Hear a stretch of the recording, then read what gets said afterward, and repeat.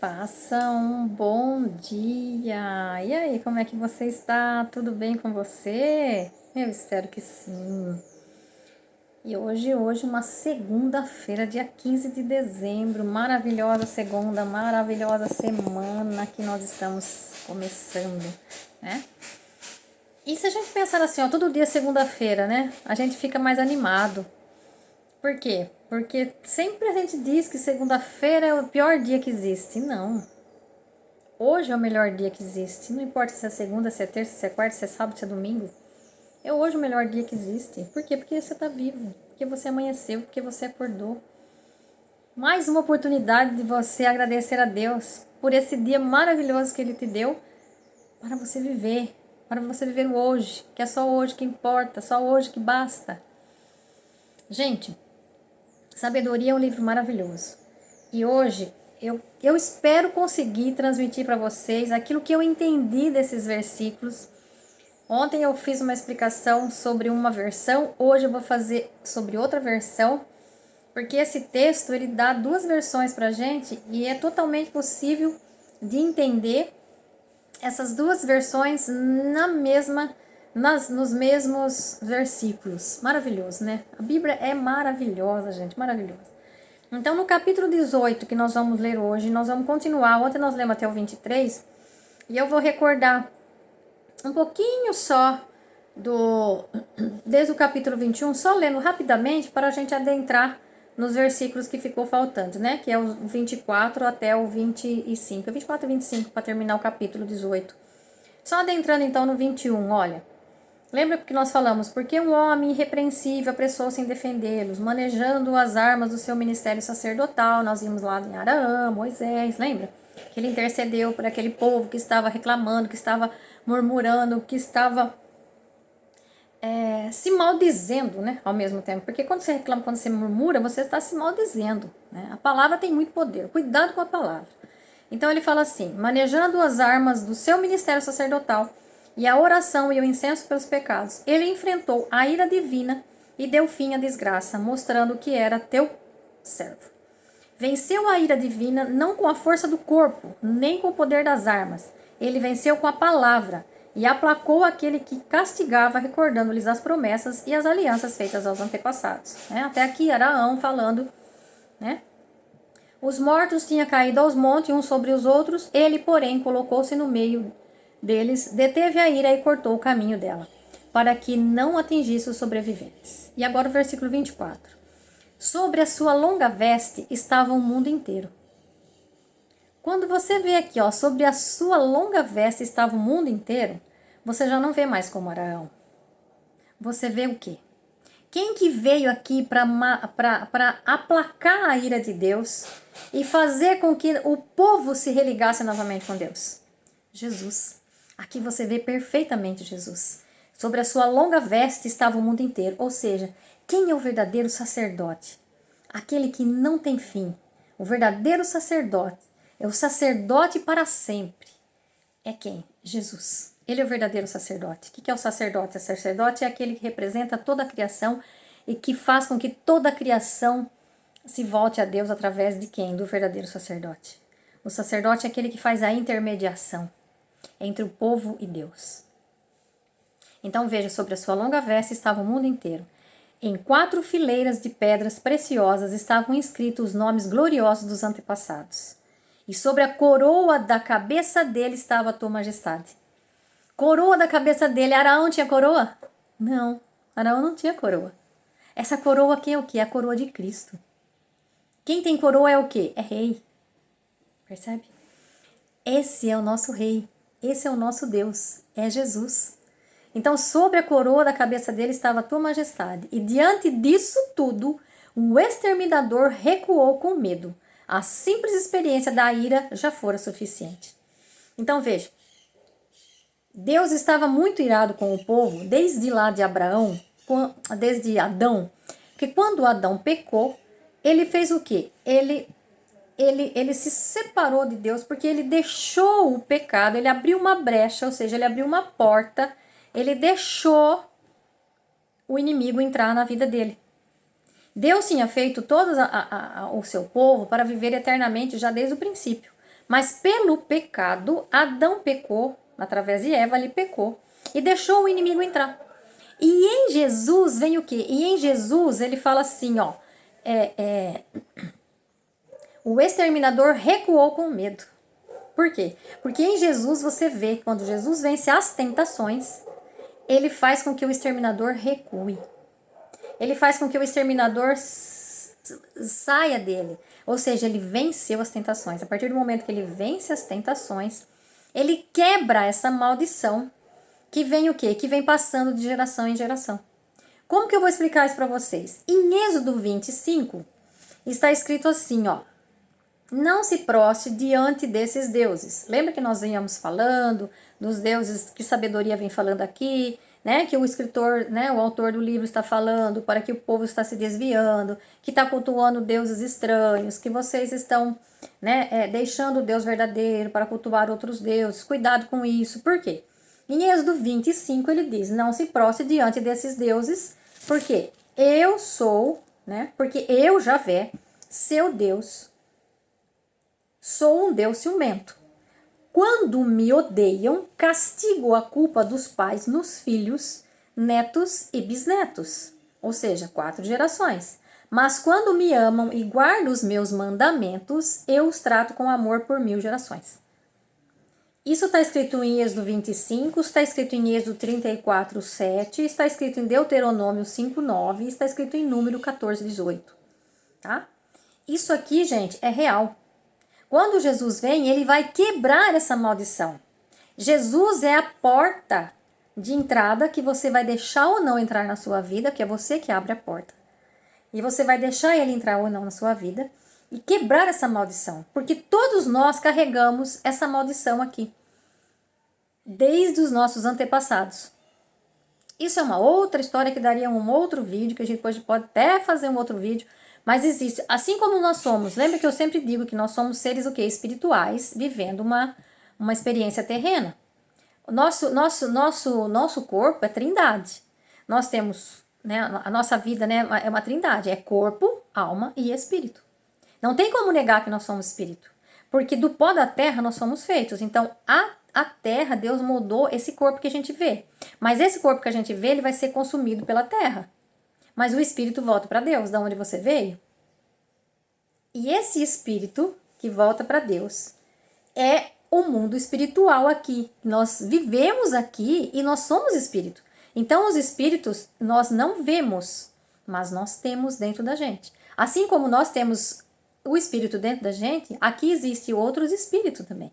E existem os espíritos malignos também. Então, por isso que nós temos que tomar muito cuidado com o que a gente fala, com o que a gente abençoa, com quem a gente amaldiçoa. Tomar cuidado com as palavras que a gente fala, porque Jesus venceu as tentações com as palavras. E muitas vezes nós, com a palavra, e somente com a palavra, é que nós deixamos entrar os espíritos malignos ou não dentro da gente. Qual é a porta que a gente abre? Eu vou dar um exemplo bem claro aqui para nós, aqui, ó. Por exemplo, quando, um exemplo assim, né? O nosso pai, por exemplo, o nosso pai nos deu uma casa para a gente morar. A casa está no nome do pai, a casa é do pai. Mas você vai habitar nela, você tem uso para habitar, né? Você tem, ele te dá o poder para você habitar nessa casa. Só que nessa casa, ele não vai falar para você assim, ó, você vai só colocar dentro dessa casa, deixar entrar dentro dessa casa aquilo que eu quiser que você deixe entrar. Não, ele deixa você livre. A casa é dele, mas você que abre a porta dessa casa para deixar entrar coisas boas ou coisas ruins, seus amigos ou seus inimigos. Ele não te tira, na verdade, ele não tira o poder de você deixar entrar na sua casa quem você quiser. Percebe? A casa é do pai. Ou seja, o seu corpo é do pai. Mas quem você deixa entrar, ele te fez livre. Você deixa entrar quem você quiser. Então, veja aqui, ó. E para provar para vocês essa questão dessa do Êxodo 25 que a gente leu aqui, em Gênesis 9, de 20 a 27, tem a história de Noé. Essas histórias que eu vou contando, esses textos que eu vou contando, gente, procura na Bíblia, vai ler a Bíblia. Eu não vou ler aqui o que está ali na Bíblia, assim, para vocês agora no momento, pra gente não alongar muito o vídeo. Mas procure depois. Ó, Êxodo 9, de 20 a 27. Vai falar da história de Noé. Não sei se vocês lembram que no versículo 24 e 25, exatamente, vai falar que Noé, logo depois que acabou o dilúvio e tal, né, eles foram já para a terra, plantaram, fez uma vinha, e Noé se embriagou. Ele bebeu um pouquinho mais e se embriagou. E aí quando a pessoa se embriaga, muitas vezes, a pessoa até acaba se sujando ali, né, fazendo umas coisas assim, que só pessoas que bebem sabem, né, que bebe demais sabe. Então, quando é nesse versículo 24 e 25, vai falar um pouco de Noé, do filho de Noé. Então Noé se embriagou, estava lá deitado, nuzão lá, né? Aí o filho dele entra. Noé tinha 3 filhos, Cã, Sem e Jafé. Então, vou ler para vocês o versículo 24 e 25. Ó. Quando Noé acordou da embriaguez, ficou sabendo que seu filho mais novo havia feito. Quando o filho dele mais novo havia feito, se você ler lá o capítulo 9, do 20 ao 27, você vai ver que o filho dele, o Cã, ele entrou, viu a nudez do pai, e ao invés de cobrir a nudez do pai, ele foi lá fofocar com os irmãos. Ou seja, quando a gente vê a nudez de algum irmão, ou seja, numa situação difícil que o irmão tá, né, seja quem for, você tem o quê? Você tem que ajudar. Você tem que cobrir a nudez dele. E não fofocar. Ah, você sabe, fulano lá, rapaz, tá mal pra caramba. Não é assim, muitas vezes, que a gente faz? Tá vendo? Tudo que ele roubou, agora tá pagando. Muitas vezes, a gente é rapidinho em julgar e condenar as pessoas. Então, aqui vem mostrar para nós, olha que interessante. Então, o Cã, né? Ele entrou e ele viu a nudez do pai, ao invés dele cobrir, dele apaziguar aquilo e ficar quietinho, não, o que ele fez foi lá fofocar com os irmãos. E os irmãos, eles entraram, mas não para ver a nudez do pai. Eles entraram de costas, fala na Bíblia, com um manto de costas, eles não viram o pai, e colocaram um manto sobre o pai para cobrir a nudez do pai. Quando Noé acordou, aqui fala no versículo 24 e 25, ficou sabendo que seu filho mais novo havia feito e disse o quê? Maldito seja Canaã. Oxe, espera aí. Por que Canaã? Ele não era Cã? Então, o que tem a ver Canaã? Quem que zombou da nudez dele? Foi Canaã? Mas nem Canaã nem estava ali. Quem é Canaã? Canaã é filho de Cã. Veja, por isso que nós vimos lá em Êxodo 25 que fala assim, ó, quem me odeia castiga a culpa dos pais nos filhos, netos e bisnetos. É uma maldição que vem hereditariamente. Isso é bíblico. Não tem como falar pra você, ah, mas isso não existe. Ou você vai falar pra mim, não, isso não existe. Quem que falou isso pra você? Tá na Bíblia. Tá na Bíblia. Então, cuidado.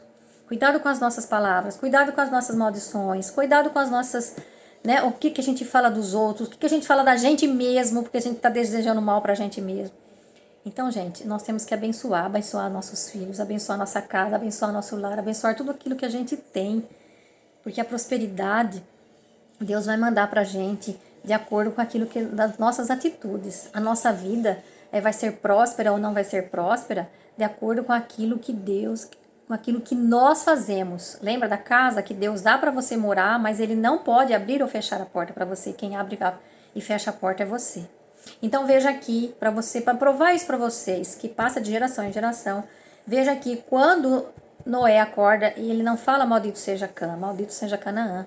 E Canaã depois, no futuro, se você vê os cananeus, eles eram, né, mais adiante, eles se tornaram o quê? Os adversários de Israel. Vai vendo. Vai vendo como isso acontece real e verdadeiro.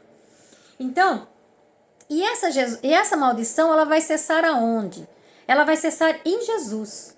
Quando eu creio verdadeiramente que Ele é aquele que veio para nos salvar. Aquele que veio para quebrar essa maldição, aquela maldição que Deus tinha colocado desde Adão e Eva, ele vem para quebrar essa maldição, para vencer as tentações, ser obediente e morrer no meu lugar e no seu lugar. Então esse trechinho quando fala assim, olha, Sobre a sua longa veste estava o mundo inteiro, Jesus, a veste do sacerdote. Em 4 fileiras de pedras preciosas estavam escritos os nomes gloriosos dos antepassados, Abraão, Isaque, Jacó e as 12 tribos de Israel, ou seja, o povo todo. E sobre a coroa dele estava a tua majestade. A coroa dele que ele colocaram na cabeça dele não foi à toa. A coroa que colocaram na sua cabeça era a coroa para dizer: este é o meu reino não é deste mundo, né? Mas eu sou a majestade, eu sou o Filho verdadeiro de Deus, aquele obediente e que salva todos aqueles que, através de mim, se vierem até mim, se arrependerem, se prostrarem diante de mim, porque Jesus é o nosso verdadeiro e único Senhor que nos salva e que nos quebra de toda maldição. Mas para isso eu tenho que acreditar. Veja, em Apocalipse, Apocalipse 3:20, em Apocalipse 3:20, vai falar assim, ó: eis que estou à porta e bato. Se alguém ouvir a minha voz e abrir a porta, veja, eis que estou à porta e bato. Se alguém ouvir a minha voz e abrir a porta, entrarei em sua casa e cearei com ele e ele comigo. Maravilhoso, né, gente? Maravilhoso. Ele bate, mas você que deixa entrar.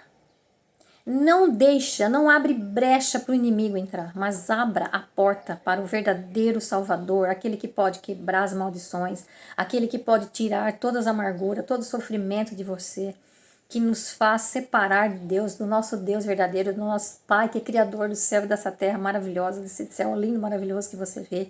Aquele Deus, nosso Deus que faz chover, que faz o sol, que fez você. Olha para o espelho, você é a imagem e semelhança dele, do Criador. Gente, é maravilhoso, eu me emociono demais. Jesus amado. E em Hebreus 7:25 está escrito assim, ó: por essa razão, Jesus, se você ler também o capítulo 7 inteirinho de Hebreus, você vai ver, vai falar sobre Melquisedeque, vai falar sobre o sacerdócio, vai falar que Jesus é o verdadeiro sacerdote, aquele que faz união entre o povo e Deus, o único e verdadeiro sacerdote para sempre. E se você voltar lá para trás, que ele fala de Melquisedeque, que vai falar lá atrás que Abraão encontrou Melquisedeque, ele vai falar que Melquisedeque não tinha pai nem mãe. Então, esse Melquisedeque está aqui relacionado a Jesus. Esse Jesus que veio para nos salvar, o nosso lindo e maravilhoso Jesus, né? Que a gente sabe que o Pai é Deus. E ele fez questão de vir numa família, né? Maria e José. Jesus veio, gente. Jesus veio como humano e viveu como humano e sentiu as dores que nós sentimos. Então, se você está sofrendo, se você está com algum problema, você pare para pensar.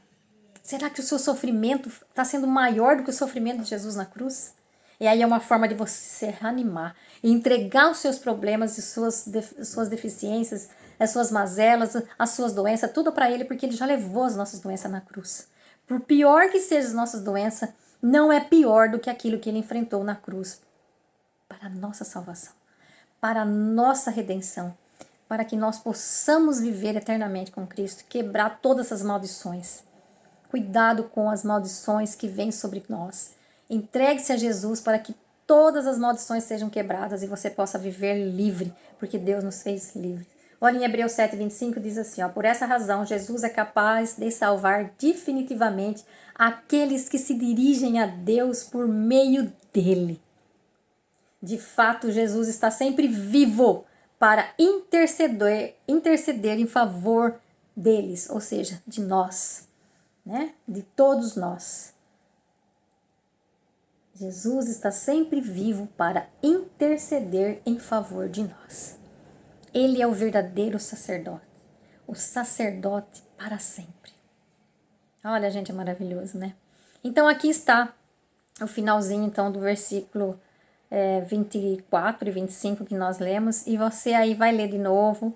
Depois, amanhã, eu vou ler na íntegra o capítulo 18, por hoje nós vamos parar por aqui, né, para não estender muito, mas aí vocês vão vendo que realmente está ligado diretamente ao próprio Jesus, aquele que é o único que tem o poder de nos salvar. Mas nós precisamos o quê? Definitivamente, né? Se dirigir a Deus por meio dele. Ou seja, por meio de Jesus. Jesus é o único que consegue nos salvar e nos libertar de todas as nossas mazelas, de todas as nossas crenças, de todos os nossos nos momentos difíceis, das nossas doenças, das nossas tristezas, das nossas decepções, das nossas ansiedades, depressões e tudo mais que acontece na nossa vida. Entregue-se a Ele. Não se esqueça que Ele é aquele que nos torna leve. Ele que dá a paz que o mundo jamais dá. Então vamos entregar a Ele, né? E vamos pedir a Ele. Então nesse dia de hoje, que você tenha um dia maravilhoso. Volte para Deus. Converse com Jesus. Fale para Jesus que você quer livrar de todas essas maldades que está no mundo espiritual, que está sobre você. Que Deus nos livre, que deixe o nosso espírito leve, a nossa alma podendo governar sobre o corpo, e que a gente possa cada vez mais estar próximo dele, porque é só ele que tem a vida eterna. Fique com Deus, um beijo no seu coração.